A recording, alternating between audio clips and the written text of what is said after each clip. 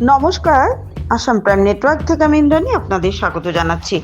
এক প্রতিবেশীর গরু আরেক প্রতিবেশীর বাড়িতে গিয়ে ফসল নষ্ট করায় দুই পরিবারের মধ্যে মারপিটের ঘটনায় গুরুতর আহত 3 জন। ঘটনাটি সংঘটিত হয়েছে চুরাইবাড়ি থানাধীন ফুলবাড়ি গ্রাম পঞ্চায়েতের মধ্য ফুলবাড়ি 4 নম্বর ওয়ার্ড এলাকায়।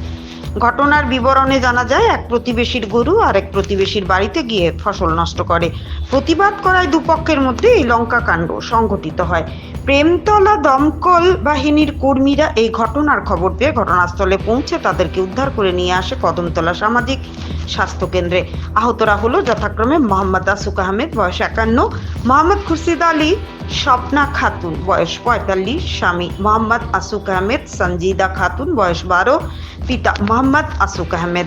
কদমতলা সামাজিক স্বাস্থ্য কেন্দ্রে কর্মরত চিকিৎসক বিমল দাস তাদের প্রাথমিক চিকিৎসার পর অবস্থা আশঙ্কাজনক হওয়ায় তাদের ধর্মনগর জেলা হাসপাতালে রেফার করে। তদন্তে চুরাইবাড়ি থানার পুলিশ। মোহাম্মদ আসুক আহমেদের বড় মেয়ে সাজিদা খাতুন সংবাদ প্রতিনিধিদের জানায়, তাদের বাড়িতে থাকা ফসল প্রতিবেশীর আরজাদ আলীর বাড়ির গরু এসে নষ্ট করে নিজ পিতা তা নিয়ে প্রতিবাদ করায় ওনারা পুত্ররা বাড়িতে এসে হামলা চালায়। এতে আহত হয়েছে তার বাবা, মা ও বোন, সে তখন ঘরে ছিল। গোটা ঘটনায় চাঞ্চল্য বিরাজ করছে এলাকা জুড়ে। সংবাদ লেখা পর্যন্ত কোনো লিখিত অভিযোগ দাখিল হয়নি চুরাইবাড়ি থানায়। চুরাইবাড়ি থানার পুলিশ জানায়, এই ঘটনা সম্পর্কে অবগত আছে তারা, তবে লিখিত অভিযোগ কেউ এখনো পর্যন্ত করেনি।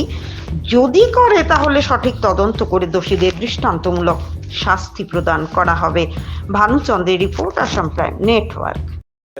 1:57 আমরা তখন গিয়া দেখি তারা দুই পক্ষে শুনছি পিটাপিটি করছে, পিটাপিটি করে 3 জন ঘরে মিলে আহত অবস্থা আমরা পাইছি।